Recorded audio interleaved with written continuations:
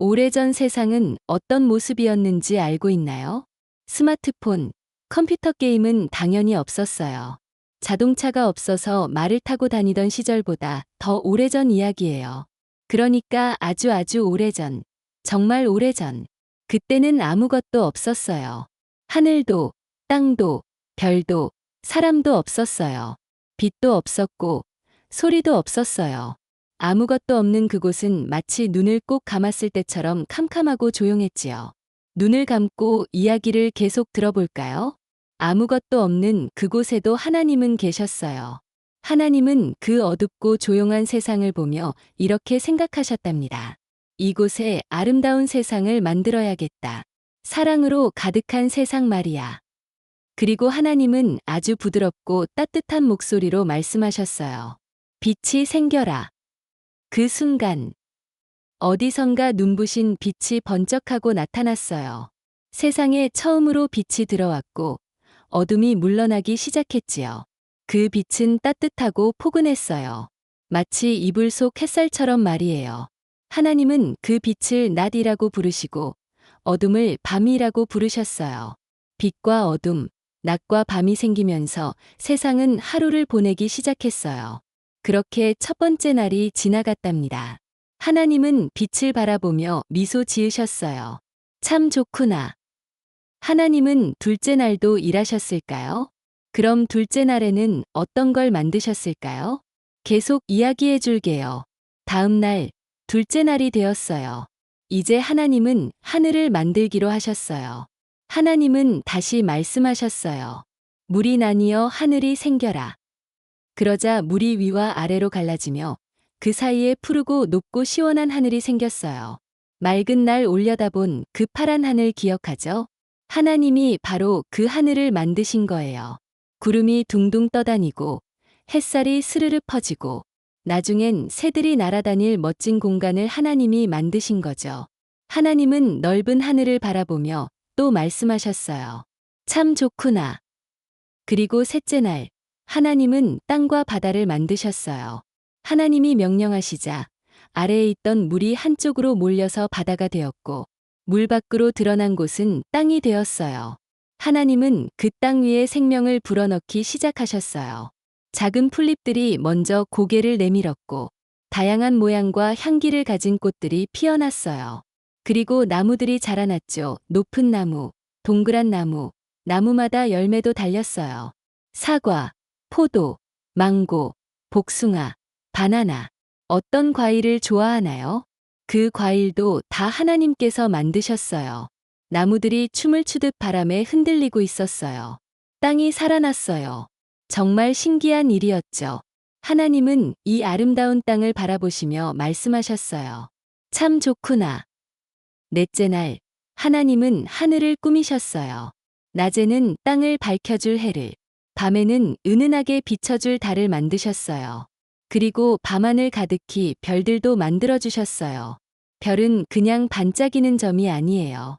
하나님은 별 하나하나 하늘에서 어떤 자리에 두어야 할지도 정해주셨어요. 어떤 별은 반짝반짝, 어떤 별은 빛이 약간 흔들리고 있었죠. 하늘이 갑자기 보석 상자처럼 빛나기 시작했어요. 하나님은 그 아름다운 밤하늘을 보시며 또 말씀하셨어요. 참 좋구나.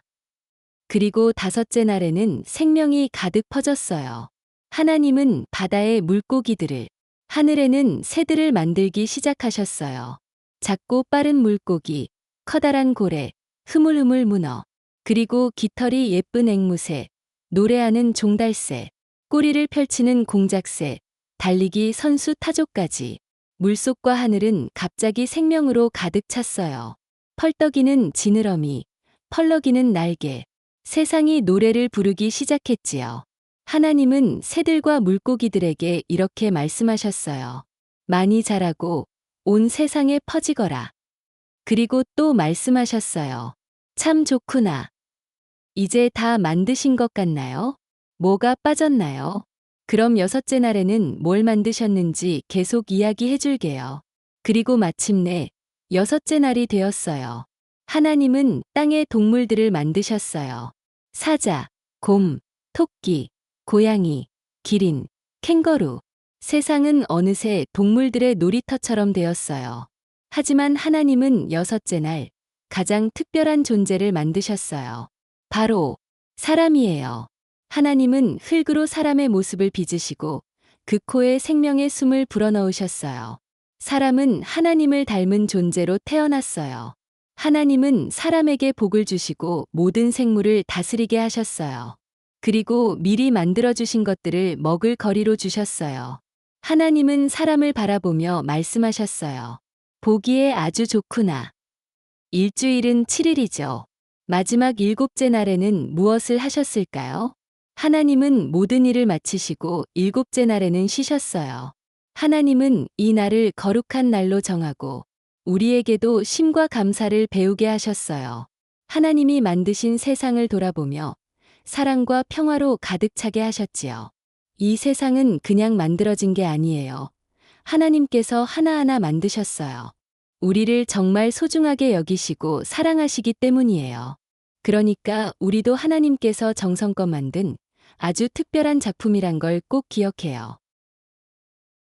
지난번 이야기 기억하나요? 하나님이 멋진 세상을 6일간 만드시고 일곱째 날엔 쉬셨던 이야기요. 그 멋진 세상 속에 하나님은 한 사람을 흙으로 빚어 만드셨어요. 그 사람의 이름은 바로 아담이었어요. 이 세상에서 처음 만들어진 사람이에요. 오늘은 아담과 그가 살았던 아름다운 에덴 동산 이야기예요. 세상에는 많은 땅과 나무와 강이 생겼지만 그 중에서도 가장 특별한 곳이 있었어요. 그곳은 바로 하나님이 사람을 위해 준비하신 에덴 동산이었어요. 그곳은 정말 아름다웠어요. 잔디는 푹신푹신했고 나무마다 사과, 포도, 복숭아, 망고 같은 달콤한 열매가 가득 열려 있었어요. 동물들도 자유롭게 다녔어요. 사자는 아담 옆에서 하품하고 토끼는 풀숲 사이로 깡총깡총 뛰었어요. 기린은 목을 구부려 나뭇잎을 건네주기도 했어요. 에덴 동산에 갈 수 있다면 꼭 가보고 싶죠? 그런데요, 동산 한가운데에는 특별한 두 나무가 있었어요. 하나는 생명나무, 또 하나는 선악을 알게 하는 나무였어요. 하나님은 아담에게 말씀하셨어요. 아담아, 이 동산의 열매는 얼마든지 먹어도 된다. 하지만 저 선악을 알게 하는 나무의 열매만은 먹으면 안 된다. 그걸 먹는 날엔 꼭 죽게 될 것이다. 아담은 하나님의 말씀을 잘 새겨들었어요. 하나님을 사랑했으니까요. 어느 날 하나님은 아담을 가만히 보시고 이렇게 생각하셨어요. 사람이 혼자 있는 것이 좋지 않구나. 그래서 아담이 깊이 잠든 사이에 하나님은 그의 갈비뼈 하나로 또 하나의 사람을 만드셨어요. 아담은 남자인데 이번에는 여자를 만드셨어요. 여자가 눈을 떴을 때 아담은 정말 깜짝 놀랐어요. 자신과 닮은 사람이 눈앞에 서 있었기 때문이에요. 아담은 기뻐하며 말했어요. 당신은 내 뼈에서 나왔고 내 살에서 나왔네요. 이제부터 우리 함께 살아요. 여자도 웃으며 아담의 손을 잡았어요. 두 사람은 하나님이 주신 첫 번째 가족이 되었어요. 가족이 함께하면 정말 행복해요. 우리도 가족에게 늘 사랑의 말을 해주면 좋겠어요. 아담과 여자는 하나님이 만드신 세상을 함께 돌보았어요. 나무에 물도 주고 동물들과 놀아주고 하늘을 보며 노래도 불렀어요. 밤이 되면 서로 기대어 별을 세며 이야기했어요. 정말 평화롭고 행복한 날들이었어요. 하지만 어느 날 평화롭던 에덴 동산에 수상한 소리가 들렸어요. 그건 바로 뱀이었어요. 뱀은 아주 간사하고 말이 많은 동물이었어요. 그 뱀이 여자에게 다가와 속삭였어요. 정말 하나님이 이 동산의 모든 열매를 먹지 말라고 하셨니? 여자는 고개를 저었어요. 아니, 모든 열매는 먹어도 돼. 하지만 선악을 알게 하는 나무의 열매는 먹지도 말고 만지지도 말라고 하셨어. 그걸 먹으면 죽게 된다고. 그런데 뱀은 피식 웃었어요. 죽지 않아. 그걸 먹으면 우리도 하나님처럼 똑똑해지는 거야. 선한 것과 악한 것을 다 알 수 있게 되니까. 여자는 나무를 바라봤어요. 정말 맛있어 보였어요. 여자는 손을 뻗어 열매를 따고 한 입 먹었어요. 그리고 아담에게도 주었어요. 아담도 그 열매를 받아 먹었어요. 그 순간 두 사람은 갑자기 자신들이 벌거벗은 걸 알게 되었어요. 부끄러워서 나뭇잎으로 옷을 만들어 입었어요. 그리고 하나님이 동산에 오셨을 때 아담과 여자는 나무 뒤에 숨었어요. 자신들이 잘못한 걸 알았기 때문이에요. 하나님은 부드럽게 물으셨어요. 아담아, 어디 있느냐? 아담은 떨리는 목소리로 대답했어요. 제가 벗은 걸 알고 창피하고 무서워서 숨었어요. 하나님은 모든 것을 알고 계셨어요. 두 사람이 금지된 열매를 먹었다는 것도요. 하나님은 뱀과 사람에게 약속을 어긴 벌을 주셨어요. 뱀은 배로 땅을 기어다니고 흙을 먹게 되었고, 여자는 배가 아픈 고통을 참고 아기를 낳아야 했어요. 아담은 에덴 동산에서 언제든 먹을 수 있었던 열매를 먹지 못하고, 앞으로 열심히 일해서 먹을 것을 구해야 했어요. 아담은 여자가 앞으로 모든 사람의 어머니가 될 것이기에 생명이라는 뜻으로 이름을 하와라고 불러줬어요. 하나님은 아담과 하와를 에덴 동산에서 내보내셨어요. 그들이 약속을 어겨 이제는 거기서 살 수 없게 되었기 때문이에요. 하지만 하나님은 그들을 미워하지 않으셨어요. 그들이 입을 튼튼한 옷도 만들어주셨어요. 그리고 언젠가 다시 하나님과 평화롭게 지낼 날을 약속해 주셨어요. 아담과 하와가 실수했지만 하나님께서 여전히 그들을 사랑하신 것처럼 우리의 실수에도 하나님은 늘 우리를 용서하고 기다려주세요. 지난 이야기 기억하나요? 하나님이 만드신 아름다운 에덴 동산에서 아담과 하와가 살았던 이야기요. 그들은 하나님의 말씀을 어겨서 에덴 동산을 나오게 됐어요. 그래서 그들은 새로운 삶을 시작했어요. 그리고 얼마 지나지 않아 그들에게 두 아들이 태어났어요. 첫째 아들의 이름은 가인, 둘째 아들의 이름은 아벨이었어요. 가인은 손이 아주 야무졌어요. 씨를 뿌리고 밭을 가는 멋진 농부가 되었어요. 아벨은 부드럽고 따뜻한 마음을 가진 아이였어요. 양을 돌보는 목자가 되었는데 늘 새끼 양을 품에 안고 있었어요. 형과 동생은 하는 일이 달랐고 그로 인해 자라면서 성격도 점점 더 달라졌어요. 어느 날 가인과 아벨은 하나님께 제물을 드리게 됐어요. 가인은 밭에서 자란 곡식들을 모았어요. 자기가 땀 흘려 키운 노란 밀 이삭, 푸른 채소들을 드렸어요. 아벨은 자신이 아끼던 어린 양 중 가장 건강하고 흠없는 양 한 마리를 골랐어요. 그리고 조심조심 하나님께 드렸어요. 그런데요, 하나님은 아벨의 제물을 기쁘게 받으셨지만 가인의 제물은 받지 않으셨어요. 하나님께서 아벨의 제물만 받으신 데에는 이유가 있을 거예요. 가인은 그 이유를 생각하지 못하고 화가 먼저 나기 시작했어요. 가인은 얼굴이 자꾸 붉어져서 고개를 푹 숙였어요. 화가 나고 부끄럽고 속상했어요. 왜 내가 드린 건 안 받으신 거지? 마음속에 질투가 자라나기 시작했어요. 그때 하나님이 가인에게 말씀하셨어요. 가인아, 내가 왜 화를 내느냐? 내가 바르게 했다면 어찌 얼굴을 들지 못하겠느냐? 죄가 문 앞에 찾아왔으나 너는 죄를 다스려야 한다. 하나님은 가인의 마음속에 질투라는 나쁜 마음이 생긴 것을 알고 계셨어요. 잘못된 그 마음을 다스리기를 바라셨어요. 하지만 가인의 마음속 질투는 점점 커졌어요. 얼마 후 가인은 아벨을 들로 불렀어요. 아벨아, 들판에서 나랑 같이 걷자. 아벨은 형의 얼굴을 보고 망설였지만 그래도 함께 나갔어요. 풀들은 부드럽게 부는 바람에 흔들리고 있었어요. 하지만 가인의 마음은 거칠고 복잡했어요. 동생을 향한 미움을 멈췄어야 했는데 멈추지 못했어요. 그 마음은 점점 커지더니 가인은 그만 자기 동생 아벨을 죽이고 말았어요. 아벨은 힘없이 쓰러졌어요. 세상에서 가장 슬픈 일이 그 들판에서 일어나고 말았어요. 그리고 하나님이 가인을 부르셨어요. 가인아, 내 동생 아벨이 어디 있느냐?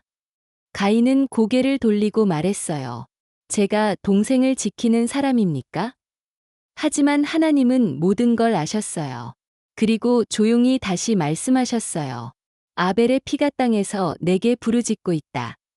하나님은 가인이 저지른 죄를 꾸짖으셨어요. 앞으로 밭을 갈아도 땅에서 먹을 것을 얻지 못할 거라고 하셨어요. 그리고 그 땅을 떠나 떠돌이처럼 살아가게 될 거라고 말씀하셨어요. 가인은 너무 두려워 떨었어요. 하나님, 제가 벌을 견디지 못할까 두려워요. 누군가 저를 죽이려 하면 어떻게 하죠? 지난번 에덴 동산에서 하나님의 말씀을 어기고 선악과를 먹은 아담과 하와는 어떻게 됐었나요? 그때도 하나님께서는 벌을 주시면서도 가죽옷을 지어 입히셨었죠.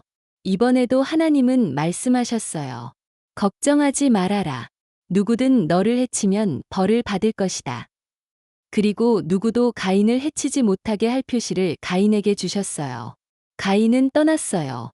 혼자가 되었고 다시는 사랑했던 동생 아벨과 웃으며 걷지 못해요. 그날 하나님도 슬퍼하셨어요. 형과 동생이 서로 사랑하지 못한 그 마음 때문에요. 우리 마음에도 가끔은 질투가 생기고 화가 나고 속상할 때가 있어요. 그럴 때 하나님은 말씀하세요. 화를 내기 전에 먼저 내 마음을 지키는 것이 중요해. 내가 도와줄게. 아담과 하와, 가인과 아벨 이야기에서 많은 시간이 흘렀어요. 아담과 하와는 할아버지, 할머니가 되고 그들의 자손들은 점점 많아졌어요. 사람들은 온 땅에 퍼져 살게 되었어요. 그런데 안타깝게도 사람들의 마음은 점점 변해가기 시작했어요. 처음엔 모두가 하나님을 알고 하나님과 가까이 지냈지만 시간이 흐르자 사람들이 점점 자기 마음대로 살기 시작했어요. 거짓말을 하고 남을 미워하고 자기 욕심만 채우고 서로 다투고 싸우고 나쁜 일을 아무렇지 않게 여기게 되었어요. 하나님은 온 땅을 바라보셨어요. 그리고 깊이 슬퍼하셨어요. 내가 만든 이 땅이 왜 이렇게 변했지? 사람들의 마음이 나에게서 너무 멀어졌구나. 하나님은 세상을 새롭게 할 결심을 하셨어요.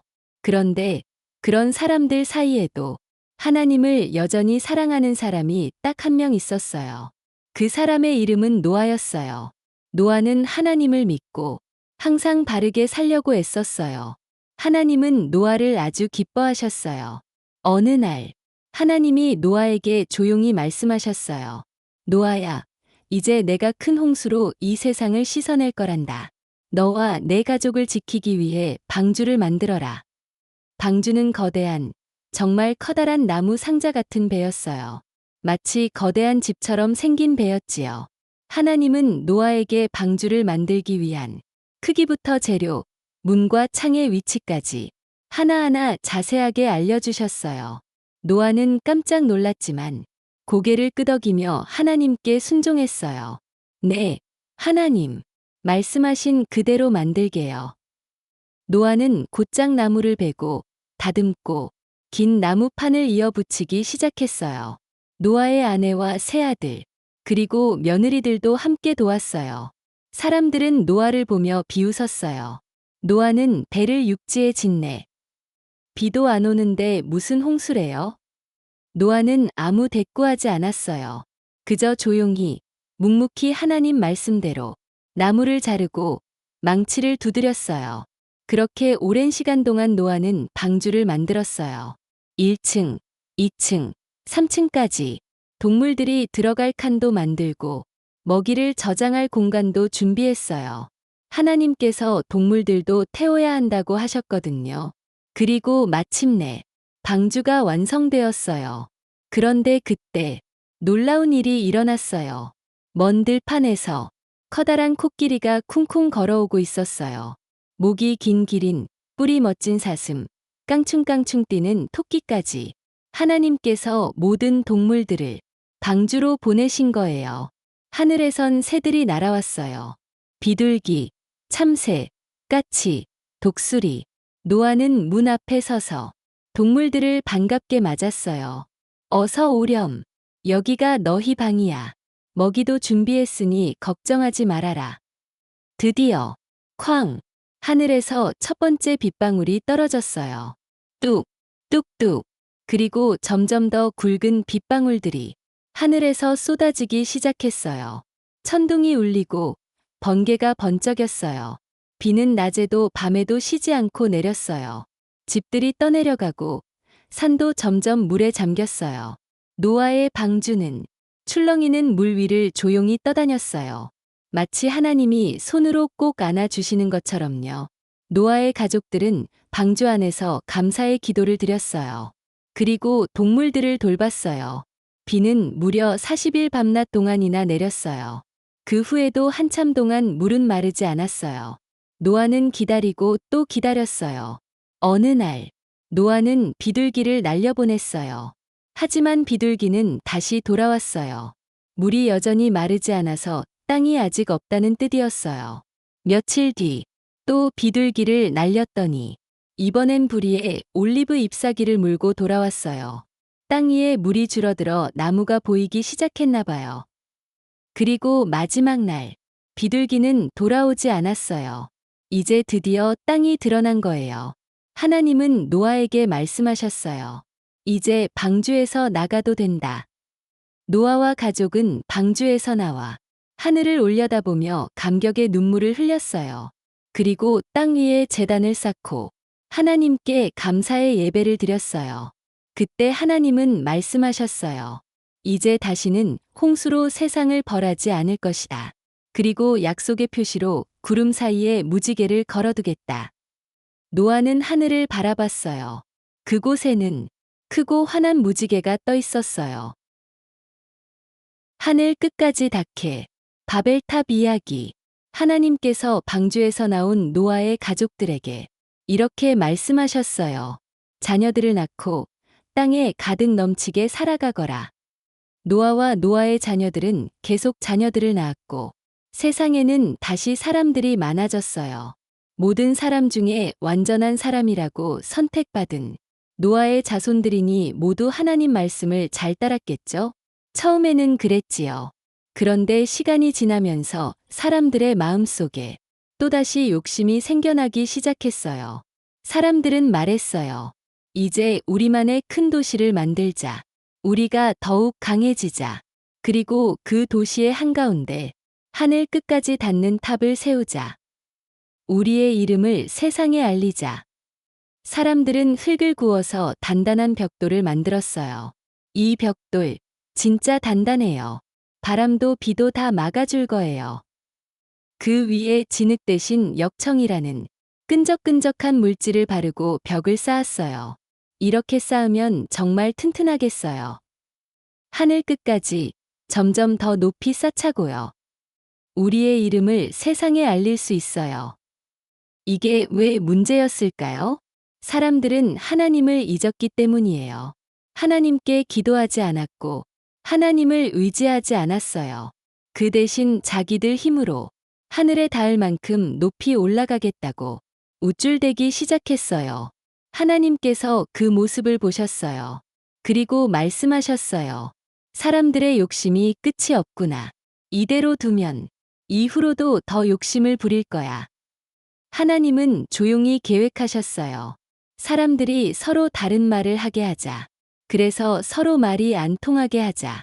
그날 아침, 사람들은 여느 때처럼 벽돌을 나르고 탑을 쌓으려 했어요.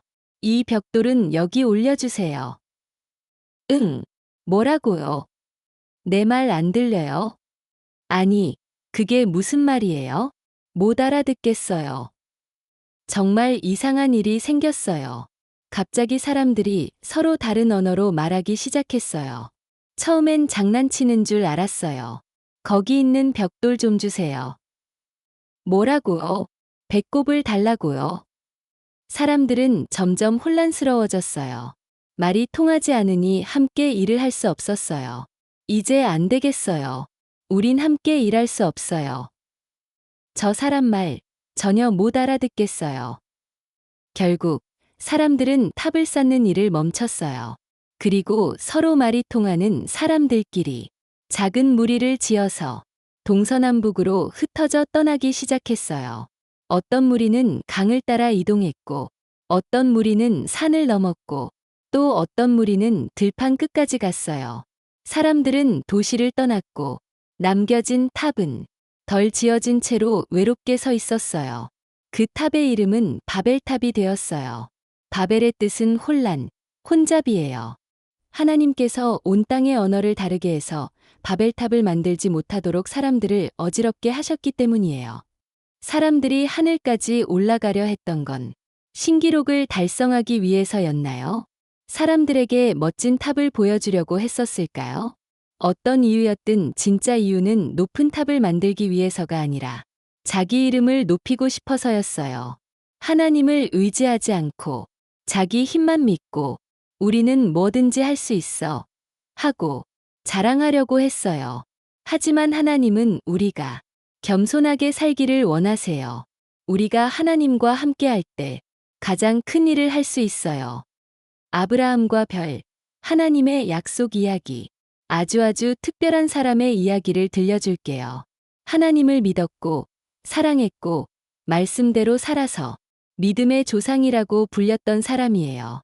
그 사람은 바로 아브라함이에요. 처음부터 이름이 아브라함은 아니었어요. 원래는 아브람이라고 불렸는데 하나님께서 나중에 이름을 바꿔주셨답니다. 왜 그랬는지는 오늘 이야기에서 알 수 있어요.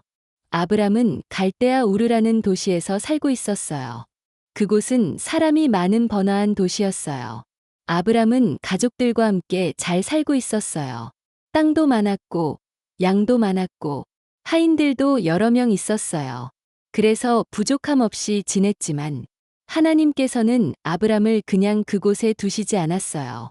어느 날 하나님께서 아브람에게 말씀하셨어요. 아브람아, 너는 내 고향과 내 가족을 떠나거라. 내가 너에게 보여줄 새로운 땅으로 가거라. 내가 너를 복주는 사람이 되게 할 것이며 너를 통해 많은 사람들이 복을 받게 될 것이다. 갑자기 떠나라고 하면 처음에는 놀라겠지요.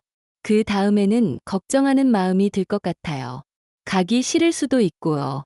하지만 아브람은 하나님을 믿었어요. 그래서 가족들에게 말했어요. 하나님께서 우리에게 새로운 길을 가라고 하셨으니 이제 우리 떠납시다. 아브람의 아내와 조카, 하인들과 가축들까지 모두 함께 긴 여행을 떠났어요. 그 길은 평탄하지 않았어요. 햇볕은 뜨겁고 밤에는 바람으로 오히려 추웠어요. 낯선 들판에서 잠을 자고 때로는 먹을 것이 부족했어요. 하지만 아브람은 그때마다 말했어요. 하나님께서 말씀하신 그곳이 어딘지 모르지만 꼭 우리를 인도해 주실 거야. 아브람은 하나님의 말씀을 믿었어요. 눈에 보이지 않아도 하나님의 말씀대로 한 걸음씩 나아가는 마음이 믿음이에요. 아브람은 가나안 땅에 도착했어요. 하나님은 그 땅을 보여주시며 말씀하셨어요. 이 땅을 너와 내 자손에게 줄 것이다. 그런데요, 아브람은 나이가 많았고 아이가 없었어요. 그래서 마음속에 이런 생각이 들었을지도 몰라요. 하나님, 저에겐 자손이 없는데 그럼 이 땅은 누가 물려받나요? 아브람은 조심스럽게 하나님께 물어봤어요. 하나님은 아브람을 밖으로 데리고 나가 밤하늘을 보게 하셨어요. 하늘을 봐라. 별을 셀 수 있느냐? 아브람은 눈을 크게 뜨고 깜깜한 하늘을 올려다봤어요. 별이 하나, 둘, 셋. 별은 너무 많아 셀 수가 없었어요. 하나님, 너무 많아서 못 세겠어요. 그러자 하나님께서 말씀하셨어요. 내 자손도 이렇게 많아질 것이다. 아브람의 아내, 사레는 점점 나이가 들어가고 있었어요.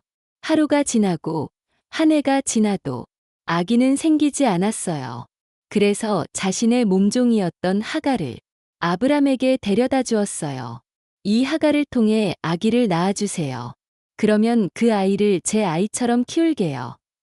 이건 하나님께서 말씀하신 방법이 아니었어요. 아브람과 사레는 하나님의 시간을 기다리지 못한 거였어요. 하나님은 아브람에게 다시 약속해 주셨어요. 아브람아, 이제 너의 이름을 바꾸어 주겠다. 이제부터 너는 아브라함이다. 아브라함은 많은 민족의 아버지라는 뜻이에요. 그리고 사레의 이름도 사라로 바꾸어 주셨어요. 하나님께서 그들을 새로운 인생으로 부르신 것이에요. 이름을 새롭게 하시고 믿음으로 다시 태어나게 하신 거예요. 하나님께서 아브라함에게 너의 자손이 하늘의 별처럼 많아질 것이다. 라고 약속하셨지요. 아브라함은 그 약속을 오래 기다려야 했어요. 기다리는 건 정말 어려운 일이에요. 특히 언제 이루어질지 모르는 약속은 정말 힘들지요. 하지만 하나님은 항상 약속을 기억하시고 가장 좋은 때에 이루어 주세요. 오늘은 소돔과 고모라라는 두 도시의 이야기예요. 이 도시는 처음에는 아주 멋지고 풍요로웠어요. 사람들도 많고 밭에는 곡식이 가득했고 초원에는 양과 소들이 평화롭게 다녔어요. 하지만 시간이 지나면서 사람들은 점점 나쁜 마음을 품게 되었어요. 서로 미워하고 거짓말하고 힘이 센 사람은 약한 사람을 괴롭혔어요. 노아의 방주 기억하죠? 사람들은 결국 또 하나님을 잊고 자기 마음대로 살았어요. 하나님은 그 도시를 보고 마음이 아프셨어요. 이렇게 그냥 두면 안 되겠다. 하나님은 먼저 아브라함에게 말씀하셨어요. 아브라함아, 소돔과 고모라의 죄가 너무나 크구나. 내가 그 도시에 직접 가보려고 한다. 그 말을 들은 아브라함은 깊은 걱정에 빠졌어요. 왜냐하면 그의 조카 롯이 바로 그 도시 소돔에 살고 있었거든요. 아브라함은 하나님께 간절히 말했어요. 하나님, 혹시 그 안에 착한 사람 50명이 있어도 그 도시를 멸하려 하시나요? 착한 사람들을 봐서라도 용서해 주세요. 하나님은 말씀하셨어요. 그래, 착한 사람 50명이 있다면 그 도시를 멸하지 않겠다. 그러자 아브라함은 또 말했어요. 혹시 45명은요? 아니면 40명은요? 30명은요? 20명은요? 하나님은 그때마다 대답하셨어요. 그래, 착한 사람이 20명 있다면 멸하지 않겠다. 마지막으로 아브라함은 용기를 내서 한 번 더 물었어요. 하나님, 혹시 10명이 있다면 용서해 주시겠어요? 하나님은 또 대답해 주셨어요. 그래, 10명만 있어도 나는 그 도시를 멸하지 않겠다. 그날 밤, 2명의 천사가 소돔에 도착했어요.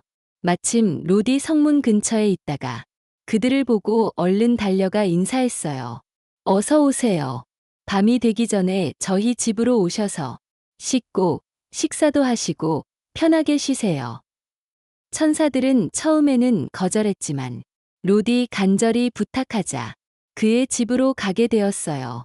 밤이 되자 소돔의 나쁜 사람들이 롯의 집으로 몰려왔어요. 그 남자들 어딨어? 우리에게 내놔.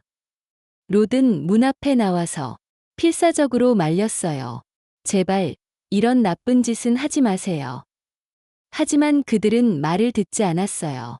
그 순간 천사들이 문을 열고 롯을 안으로 끌어당겼어요. 그리고 문 밖에 있는 사람들의 눈을 멀게 했어요.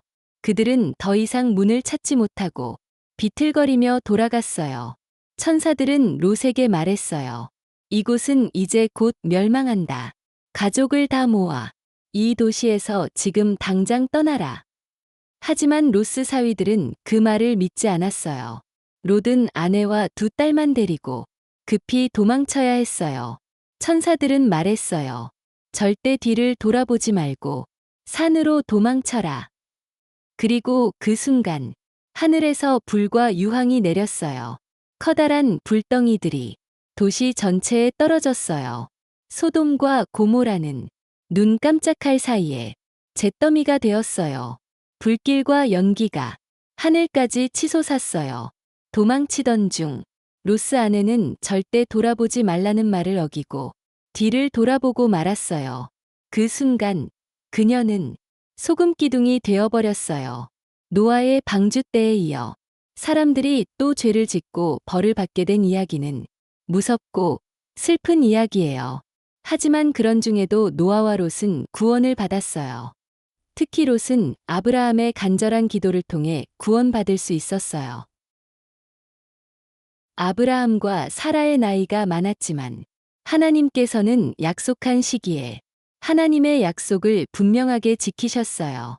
사라는 드디어 아기를 가졌고 10달이 지나 건강한 아들을 낳았어요. 사라는 2손으로 아기를 꼭 안고 행복하게 웃으며 말했어요. 하나님께서 나에게 웃음을 주셨어요. 이제 나를 보는 사람마다 함께 웃을 거예요. 그래서 그 아이의 이름은 이삭이 되었어요. 웃음이라는 뜻이에요. 이삭은 하루하루 건강하게 자랐어요.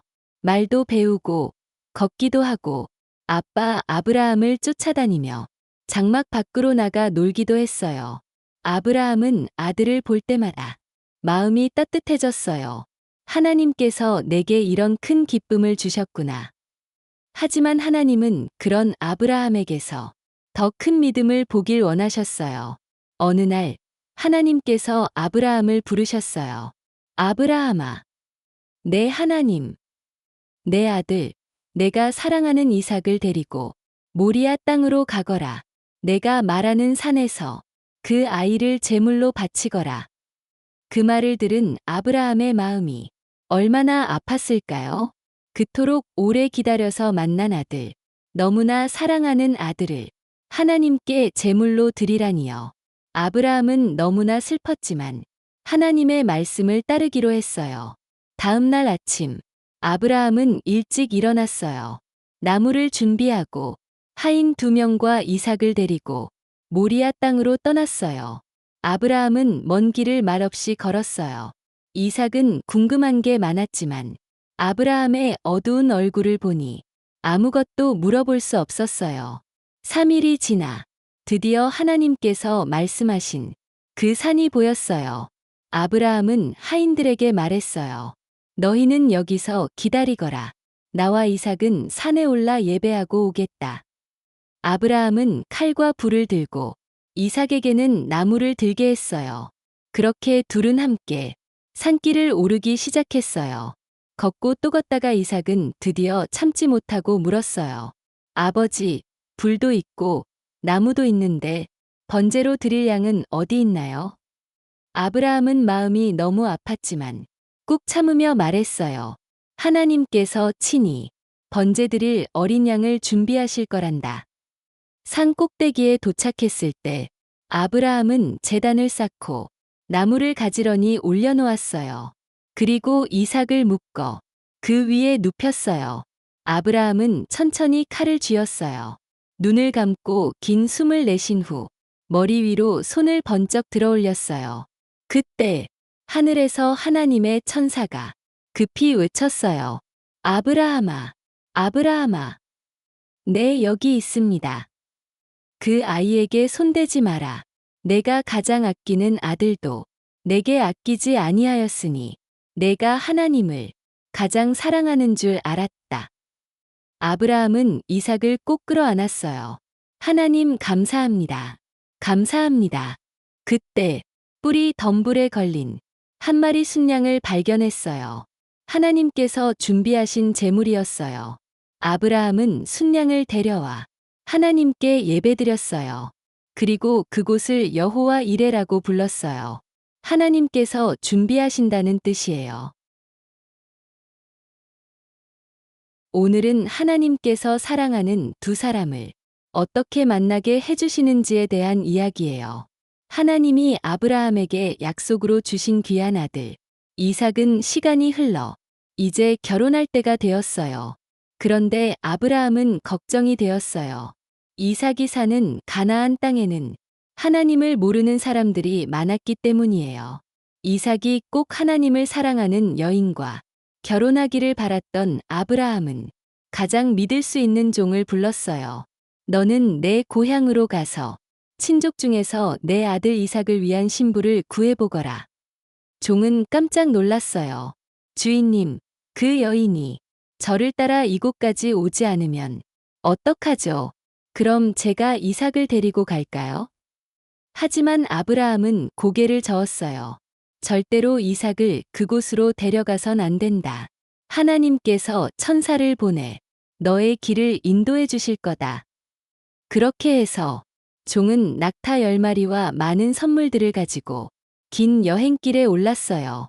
햇살이 뜨겁고 먼지가 휘날리는 길을 하루 이틀, 며칠을 걸려 걷고 또 걸어 드디어 아브라함의 고향 근처 나홀의 성에 도착했어요. 그날은 해가 지는 저녁쯤이었어요. 사람들이 물을 뜰어 나오는 시간이었지요. 종은 우물 곁에 무릎을 꿇고 간절히 기도했어요. 하나님, 제가 여기 앉아 물이 필요해요. 라고 말했을 때 기꺼이 물을 주고 낙타에게도 마시게 해주는 그런 여인이 이삭의 아내가 되게 해주세요. 바로 그때였어요. 예쁜 소녀 한 명이 항아리를 들고 우물로 다가왔어요. 그 아이의 이름은 리브가였어요. 종이 말했어요. 제가 물을 좀 마실 수 있을까요? 리브가는 웃으며 말했어요. 여기요. 물을 드릴게요. 그리고 낙타들도 마시게 해드릴게요. 낙타 한 마리가 마시는 물의 양은 엄청 많아요. 그런데 리브가는 말없이 몇 번이고 우물을 왔다 갔다 하며 모든 낙타에게 물을 마시게 해줬어요. 리브가는 친절하고 예의 바른 사람이었어요. 종은 놀라움에 말을 잊었어요. 정말 이 아이가 하나님이 예비하신 신부일까? 모든 낙타가 물을 마시고 난 뒤 종은 금 코걸이와 팔찌를 꺼내 리브가에게 주었어요. 그리고 물었어요. 혹시 당신 아버지 집에 저희가 머물 수 있는 방이 있을까요? 리브가는 활짝 웃으며 대답했어요. 물론이에요. 우리 집엔 방도 있고 먹을 것도 많아요. 그리고는 얼른 집으로 달려가 자기 오빠 라반에게 이야기했어요. 리브가의 가족들은 종을 따뜻하게 맞아주었어요. 종은 그날 밤 모든 이야기를 들려주었어요. 저는 아브라함의 종입니다. 하나님께서 제 기도를 들으시고 리브가를 보내주셨어요. 그녀가 이삭의 아내가 되어야 한다는 걸 확신하게 되었어요. 리브가의 아버지와 오빠는 조용히 고개를 끄덕였어요. 이 일은 하나님께서 하신 일이군요. 종은 하나님께 감사하며 예물을 꺼내어 가족에게 선물로 드렸어요. 그리고 이튿날 아침 리브가와 함께 돌아갈 준비를 했어요. 리브가의 가족은 며칠만 더 머물다 가라고 했지만 종은 간절히 부탁했어요.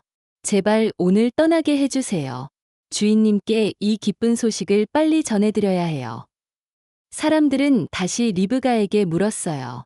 너는 어떻게 하겠니? 리브가가 대답했어요. 네, 저도 오늘 함께 떠날게요. 리브가는 처음 가보는 땅으로 처음 만날 사람을 향해 믿음으로 용기 있게 출발했어요. 그리고 며칠 뒤 저녁 무렵 이삭은 들판을 걷고 있었어요. 멀리서 낙타를 타고 오는 여인을 보고 가슴이 두근거렸어요. 리브가도 먼 곳에서 한 남자가 걸어오는 걸 보고 마음이 설레었어요. 종이 말했어요. 저분이 바로 당신의 남편이 될 이삭이에요. 이삭은 리브가를 자기 어머니 사라의 장막으로 데려가 아내로 삼았어요. 그리고 리브가를 사랑하고 아껴주었어요. 하나님께서 이어주신 인연으로 두 사람은 따뜻하고 아름다운 가정을 이룰 수 있었어요. 이삭과 리브가 사이에는 오래도록 아이가 없었어요. 그래서 이삭은 하나님께 간절히 기도했어요. 하나님, 저희 부부에게 자녀를 주시겠어요? 하나님은 기도를 들으시고 리브가의 뱃속에 두 아이를 보내주셨어요. 그런데 이상한 일이 있었어요. 아이들이 리브가의 뱃속에서 자꾸 서로 다투는 것처럼 움직였어요. 리브가는 마음이 불편했어요. 하나님, 왜 이러는 걸까요? 하나님께서는 말씀하셨어요. 두 민족이 내 뱃속에 있다. 큰 자가 작은 자를 섬기게 될 것이다. 드디어 출산의 때가 되어 두 아들을 만나게 되었어요. 먼저 태어난 아이의 이름은 에서라고 지었어요. 에서는 온몸이 붉고 털이 많았어요. 그래서 이름도 붓다는 뜻의 에서로 지었지요. 그 뒤를 따라 나온 아이는 형 에서의 발뒤꿈치를 잡고 있었어요. 그래서 이름을 발꿈치를 잡은 자아라는 뜻의 야곱으로 지었어요. 시간이 흘러 두 아이는 무럭무럭 자랐어요. 에서는 몸이 튼튼하고 밖에서 뛰어노는 걸 좋아했지요. 사냥도 아주 잘해서 사냥한 고기를 즐겨 먹는 이삭은 에서를 좋아했어요. 야곱은 조용하고 집에 있는 걸 좋아했어요. 음식도 잘 만들고 엄마 리브가와 가까이 지내는 시간이 많았어요. 그래서 리브가는 야곱을 더 아꼈어요. 어느 날 에서는 사냥을 갔다가 매우 지쳐 돌아왔어요. 그때 마침 야곱이 붉은 죽 한 그릇을 끓이고 있었어요. 에서는 냄새만 맡아도 배가 고팠어요. 야곱아, 그 죽 좀 줘.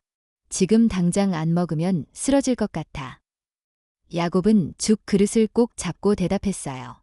형, 그럼 형의 장자권, 첫째 아들의 권리를 이 죽을 받고 나에게 팔아. 에서는 생각했어요. 지금 당장 배고파 죽겠는데 장자권이 무슨 소용이람. 그냥 주자. 그래, 팔게. 빨리 줘. 시간이 흘러 이삭은 점점 늙어갔어요. 이제는 눈도 잘 보이지 않았어요. 이삭은 에서를 불러 말했어요. 내 아들아, 나를 위해 사냥을 해서 맛있는 음식을 만들어 오너라. 내가 그 음식을 먹고 너를 축복해주겠다. 에서는 아버지 이삭을 위해 사냥을 하러 나갔어요. 그리고 그 말을 몰래 들은 리브가는 야곱을 불렀어요. 야곱아, 아버지가 형을 축복하려 하신다. 너가 에서라고 속이고 그 축복을 받아야 해. 야곱은 깜짝 놀랐어요. 어머니, 형은 털이 많은데 전 그렇지 않아요. 아버지가 만져보시면 제가 아닌 걸 아실 거예요. 리브가는 말했어요. 괜찮아, 나에게 좋은 생각이 있어. 리브가는 염소 가죽을 야곱의 팔에 붙이고 에서가 입는 옷을 입혔어요. 그리고 맛있는 음식을 만들어 야곱에게 들려보냈어요. 야곱은 두근두근 떨리는 마음으로 아버지에게 갔어요. 아버지, 음식 가져왔어요. 맛있게 드시고 축복해 주세요. 이삭은 이상한 느낌이 들어 물었어요. 목소리가 야곱 같구나. 이리 가까이 와보거라. 이삭은 야곱의 팔을 만졌어요. 눈이 어두웠지만 손에서 팔의 털이 느껴졌어요. 그래, 에서가 맞구나. 이삭은 하나님의 이름으로 야곱에게 큰 축복을 빌어주었어요. 너는 많은 것을 누릴 것이다. 민족들이 너를 섬기고 형제들이 너에게 절을 할 것이다. 야곱이 이삭에게 축복을 받고 떠난 뒤 에서가 음식을 들고 들어왔어요. 아버지, 음식을 가져왔어요. 축복해 주세요. 이삭은 깜짝 놀랐어요. 뭐라고? 그럼 아까 그건 누구였지? 에서는 야곱이 아버지와 자신을 속였다는 걸 바로 깨달았어요. 야곱이 나를 속였어요. 2번이나. 장자권도 빼앗고 축복도 빼앗았어요. 에서는 너무 화가 났어요. 아버지가 돌아가시면 그때 야곱을 죽여버릴 거야. 리브가는 이 말을 듣고 너무 놀라 야곱을 불렀어요. 어서 도망가야 해. 외삼촌 라반이 있는 하란으로 가거라. 형의 화가 풀릴 때까지 그곳에서 돌아오면 안 된다. 야곱은 그렇게 집을 떠나 길고 외로운 여행을 떠나게 되었어요. 그날 밤, 야곱은 들판에서 잠을 자게 되었어요. 이불도 베개도 없어 너무 불편했지만 어쩔 수 없었어요. 돌 하나를 베개 삼아 베고 누워 하늘을 봤어요. 야곱은 외로웠어요. 하늘에는 별이 가득했지만 야곱의 마음은 무겁고 두려웠어요. 나는 왜 이렇게 되었을까? 형도 속이고 아버지도 속이고 난 앞으로 어떻게 될까? 고민스런 마음에 이리저리 뒤척이다 지쳐 잠이 들었어요. 그런데 말이에요. 꿈속에서 아주 놀라운 일이 벌어졌어요. 야곱은 하늘까지 닿는 커다란 사다리를 보았어요. 하나님의 천사들이 그 사다리를 오르락내리락 하고 있었어요. 그리고 그 사다리 위에는 하나님께서 계셨어요. 하나님께서 야곱에게 말씀하셨어요. 나는 너의 할아버지 아브라함의 하나님, 너의 아버지 이삭의 하나님이다. 내가 너와 함께 있을 것이다. 야곱은 깜짝 놀랐지만 하나님의 목소리에 더욱 집중했어요. 내가 지금 누운 이 땅을 내가 너와 내 자손에게 주겠다. 너의 자손은 땅의 티끌같이 많아지고 온 세상이 너희로 인해 복을 받을 것이다. 어디서 많이 들었던 약속이죠? 하나님께서 아브라함에게 주셨던 약속이 손자 야곱에게도 이어지고 있는 거예요. 하나님은 이어서 말씀하셨어요. 내가 너와 함께 있어. 어디를 가든지 너를 지켜주고 이 땅으로 다시 돌아오게 하겠다. 야곱은 잠에서 깼어요. 이곳에 하나님이 나와 함께 계셨는데 나는 몰랐구나. 야곱은 두 손을 모았어요. 이곳은 보통 장소가 아니야. 여긴 하나님의 집, 하늘의 문이야. 야곱은 자기가 베고 잤던 돌을 세워 기둥을 만들었어요. 그리고 그 위에 기름을 붓고 그곳에 이름을 베델, 하나님의 집이라고 불렀어요. 야곱은 형을 피해 먼 여행을 떠나 마침내 외삼촌 라반이 사는 하란 땅 근처에 도착했어요. 야곱이 우물을 발견했을 때 그 우물 근처에는 양떼와 양치기들이 모여 있었어요. 야곱은 양치기들에게 다가가 물었어요. 이곳이 하란이 맞나요? 나홀의 손자 라반을 아시나요? 양치기들이 고개를 끄덕이며 말했어요. 네, 라반을 알아요. 그리고 저기 오고 있는 저 여인이 바로 라반의 딸, 라헬이에요. 야곱은 고개를 돌려봤어요. 햇살 속을 걸어오는 한 여인이 있었어요. 그 여인은 양떼를 이끌고 우물로 오고 있었지요. 그 순간 야곱의 가슴이 쿵쿵 뛰기 시작했어요. 야곱은 우물에 큰 돌을 혼자 힘껏 굴려서 라헬이 몰고 온 라반의 양떼에게 물을 퍼주었어요. 그리고 라헬에게 다가가 말했어요. 나는 당신의 친척이에요. 리브가의 아들이에요. 라헬은 깜짝 놀라 아버지 라반에게 알렸어요. 이 소식을 들은 라반은 급히 뛰어나와 야곱을 따뜻하게 맞아주었어요.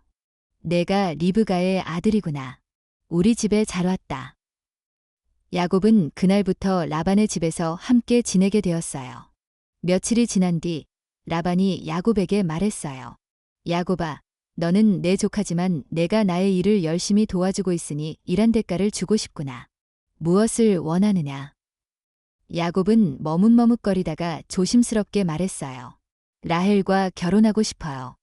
제가 7년 동안 외삼촌을 위해 더욱 열심히 일하겠습니다. 그렇게 야곱은 라헬을 위해 7년 동안 열심히 일했어요. 추운 겨울도 더운 여름도 힘든 날도 있었지만 야곱은 한 번도 불평하지 않았어요. 왜냐하면 라헬을 사랑했기 때문이에요. 하나님은 도망자로 홀로 먼 곳에 와 있는 야곱에게 사랑하는 사람을 만나게 하신 거예요. 라헬은 야곱에게 희망과 사랑이 되어 주었고 야곱은 그 사랑을 위해 기쁘게 땀을 흘릴 수 있었어요. 그리고 마침내 7년이라는 시간이 지나갔어요. 야곱은 라반에게 말했어요. 외삼촌, 약속한 시간이 다 되었어요. 이제 라헬과 결혼하게 해주세요. 라반은 웃으며 고개를 끄덕였어요. 그래, 그래. 오늘은 큰 잔치를 열어야지. 그리고 마을 사람들을 불러 결혼 잔치를 열었어요. 노래와 춤, 음식이 가득한 기쁜 날이었어요. 밤이 깊고 어두운 시간, 신부는 얼굴을 베일로 가리고 있었어요. 그리고 야곱은 신부와 함께 방으로 들어갔어요. 다음 날 아침이 되었을 때 야곱은 깜짝 놀라 눈을 떴어요. 이게 어떻게 된 거지? 라헬이 아니라 레아잖아. 야곱이 결혼한 사람은 라헬이 아니라 라헬의 언니 레아였어요. 야곱은 급히 라반에게 달려갔어요. 외삼촌, 왜 저를 속이셨습니까? 저는 라헬과 결혼하기로 했잖아요. 라반은 아무렇지 않게 말했어요. 우리 고향에는 작은 딸을 큰 딸보다 먼저 시집 보내는 법이 없단다. 레아가 먼저 가야 하지. 야곱은 이전에 자기가 아버지 이삭과 형 에서를 속인 일이 생각났을까요? 야곱은 억울했지만 라헬을 여전히 사랑했기에 라반에게 말했어요. 제가 다시 7년을 더 일하겠습니다. 그러면 라헬과도 결혼하게 해주세요. 라반은 고개를 끄덕였어요. 좋다. 결혼 잔치를 일주일 치르고 난 후 라헬과도 결혼하도록 해라. 그렇게 야곱은 레아와 라헬, 두 자매와 모두 결혼하게 되었어요. 라헬은 야곱의 사랑을 받았지만 자녀가 없었고 레아는 야곱의 사랑을 받지 못했지만 자녀를 많이 낳았어요.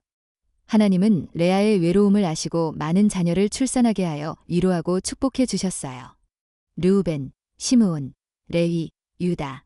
그 중에서 유다는 나중에 예수님이 태어나는 가문의 조상이 되어 야곱은 외삼촌 라반의 집에서 가축을 키우며 가족들을 위해 열심히 일했고 그 사이 많은 아들과 딸이 태어났고 가축도 점점 더 많아졌어요.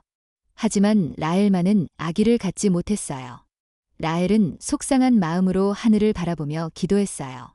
하나님께서 그 기도를 들으셨고 마침내 사랑스러운 아기가 태어났어요. 라헬은 그 아이에게 요셉이라는 이름을 지어주었어요. 하나님께서 나를 더 이상 부끄럽지 않게 해주셨어요. 내게 아들을 더 주시길 원해요. 야곱은 요셉이 태어난 것을 보며 결심했어요. 이제 우리 가족을 데리고 고향으로 돌아가야 할 때야. 그래서 야곱은 라반에게 말했어요. 이제 저를 집으로 돌아가게 해주세요. 아내들과 아이들을 데리고 저희 아버지 집으로 가고 싶습니다. 야곱 덕분에 재물이 많아졌던 라반과 그의 아들들은 야곱이 본인의 몫을 가지고 떠나는 것이 싫었어요. 떠나길 원하는 야곱에게 눈치를 주었지요. 하지만 야곱은 하나님의 목소리를 듣고 용기를 낼 수 있었어요. 야곱아, 이제 고향으로 돌아가거라. 내가 너와 함께할 것이다. 하나님께서 함께해 주셔서 야곱은 라반의 방해에도 무사히 많은 가족과 종들, 가축들을 이끌고 하란을 떠날 수 있었어요. 야곱은 고향으로 돌아가고 싶어 했고 드디어 고향으로 가고 있지만 마음 한편에는 두려움도 있었어요. 그 이유는 바로 형 에서 때문이었어요. 야곱이 형 에서를 속이고 장자권과 아버지의 축복을 모두 가로챘던 일이 기억났어요. 몹시 화가 난 형을 피해서 멀리 도망쳐 살다가 20년 만에 다시 돌아가려니 야곱은 두려웠어요. 형이 여전히 날 미워하고 있으면 어떡하지?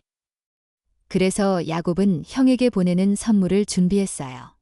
양, 염소, 소, 낙타, 가장 좋은 것들로 한 떼씩 나누어 종들을 통해 먼저 보냈어요.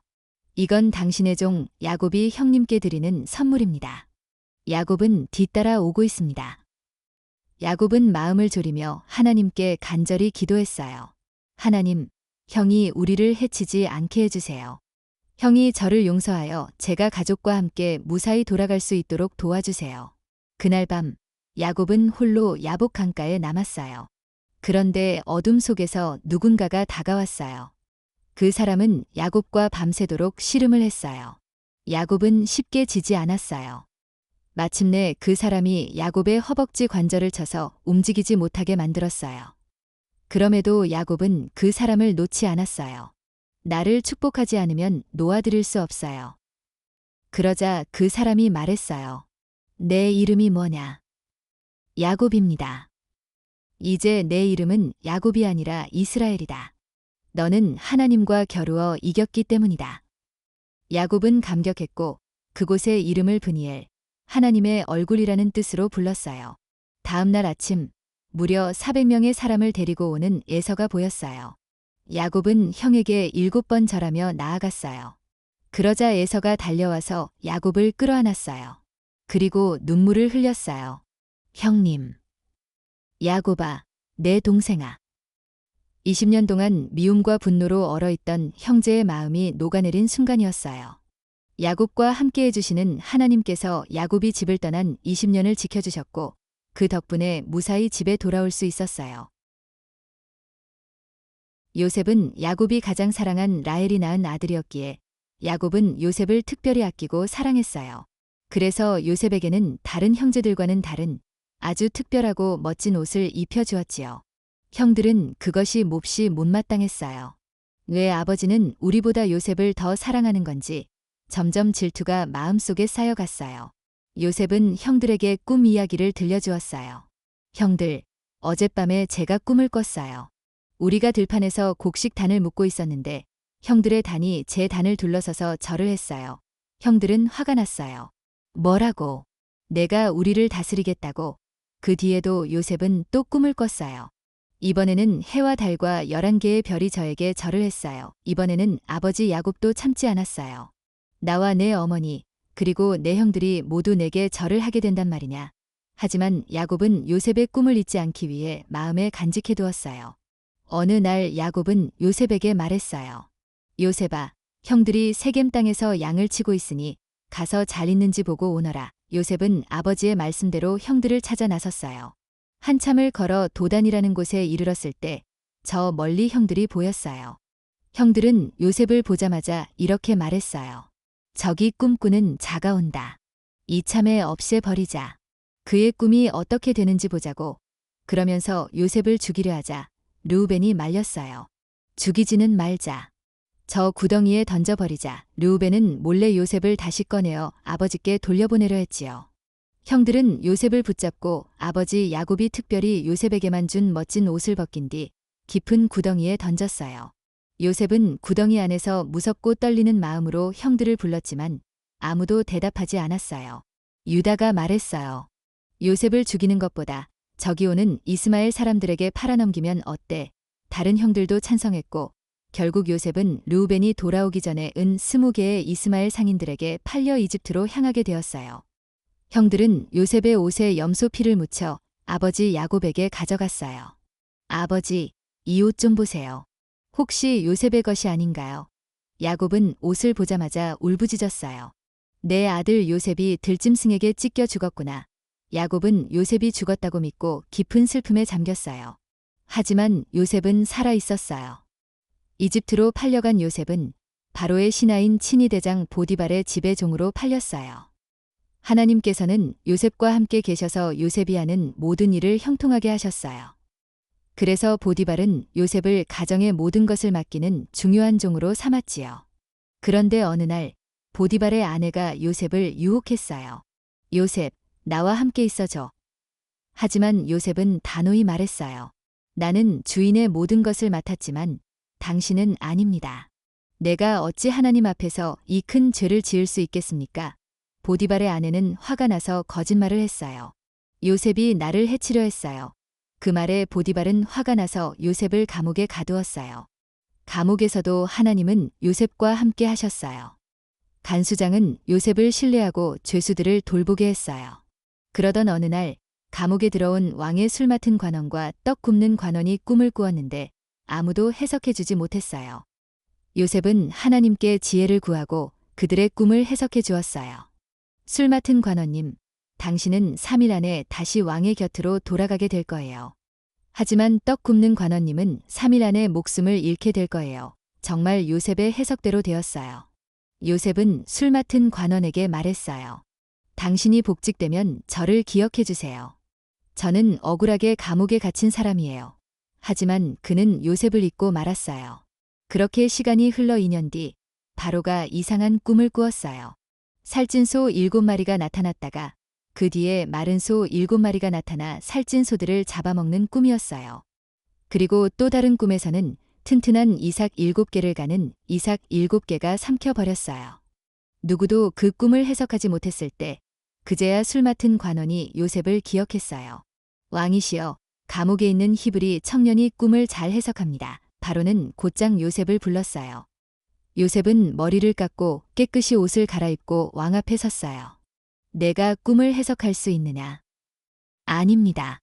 하지만 하나님께서 해석해 주실 것입니다. 요셉은 바로의 꿈을 듣고 해석했어요. 이집트에 앞으로 7년 동안 큰 풍년이 들 것이고 그 뒤에 7년 동안은 큰 흉년이 올 것입니다. 왕께서는 지혜로운 사람을 세워 곡식을 미리 저장하게 하십시오. 바로는 놀랐어요.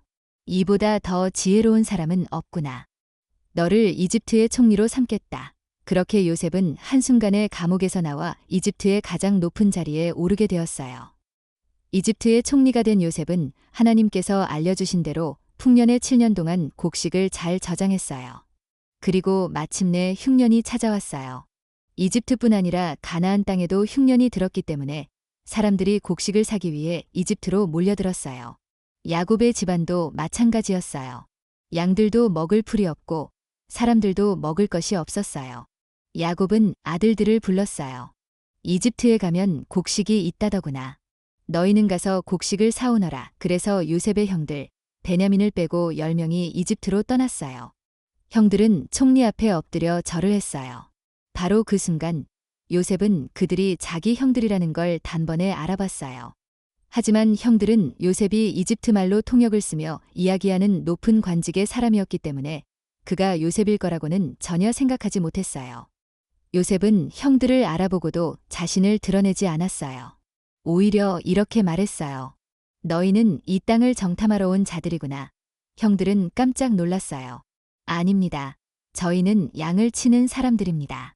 12 형제였는데 하나는 없어졌고 하나는 아버지와 함께 있습니다. 요셉은 일부러 형들을 시험하기로 마음먹었어요. 너희 말이 진짜라면 막내를 데려오라. 그 전까진 너희 중 하나를 감옥에 가두겠다. 결국 시므온을 남겨두고 나머지 형들은 곡식을 가지고 가나안으로 돌아갔어요. 집에 돌아간 형들은 아버지에게 모든 이야기를 전했어요. 하지만 야곱은 단호했어요. 요셉도 잃고 시므온도 감옥에 갇혔는데 이제 베냐민마저 데려가라고. 절대 안 된다. 시간이 흘러 곡식이 다 떨어졌고 다시 가지 않으면 모두 굶어 죽을 상황이 되었어요. 유다는 아버지를 설득했어요. 제가 책임지겠습니다. 베냐민을 데려가야 합니다. 그렇지 않으면 이집트 사람은 절대 우리를 만나주지 않을 것입니다. 야곱도 이제는 어쩔 수 없었어요. 하나님께서 너희를 돌보시길 바란다. 형들은 다시 베냐민을 데리고 이집트로 향했어요. 요셉은 그들을 보고 기뻤지만 여전히 자신을 드러내지 않았어요. 형들을 자신의 집으로 초대해 음식을 대접했어요. 그리고 몰래 베냐민의 자루에 자신의 은잔을 넣게 했어요. 형들이 곡식을 가지고 돌아가려 할 때 요셉은 사람을 보내 그들을 잡아오게 했어요. 너희 중 누가 내 은잔을 훔쳤느냐? 요셉의 종들이 자루를 열어보자 베냐민의 자루에서 은잔이 나왔어요. 형들은 얼굴이 하얗게 질렸어요. 다시 요셉 앞에 서서 유다는 간절히 호소했어요. 총리님, 이 아이는 아버지의 생명과도 같습니다. 저를 대신 잡아가시고 이 아이만은 집으로 돌려보내 주십시오. 그 말을 듣자 요셉은 더 이상 참을 수 없었어요. 모든 신하들을 물러가게 하고 형들에게 울부짖듯 말했어요. 형님들, 저예요. 저 요셉이에요. 아버지께서는 살아 계시나요? 형들은 너무 놀라서 아무 말도 할 수 없었어요. 요셉은 눈물을 흘리며 형들을 껴안았어요. 형님들, 저를 이곳에 판 것을 너무 괴로워하지 마세요. 하나님께서 형님들보다 먼저 저를 보내셔서 많은 사람을 살리게 하신 거예요. 요셉은 형들에게 말했어요. 어서 아버지를 모시고 오세요. 고센 땅에 함께 살게 해드릴게요. 형들은 기쁜 마음으로 고향으로 돌아가 아버지 야곱에게 달려갔어요. 아버지, 요셉이 살아있어요. 이집트의 총리가 되었어요. 야곱은 그 말을 믿을 수 없었지만 요셉이 보낸 수레와 곡식들을 보니 믿을 수 있었어요. 야곱은 눈물을 흘리며 말했어요. 내 아들 요셉이 살아있다니 내가 가서 그 아이를 보기 전에는 죽을 수 없다. 야곱은 아들들과 함께 이집트로 내려갔고 오랜만에 만난 아버지와 아들은 서로 부둥켜 안고 울었어요. 하나님께서는 요셉을 통해 놀라운 일을 이루셨고 야곱의 가족은 이집트에서 안전하게 살게 되었어요.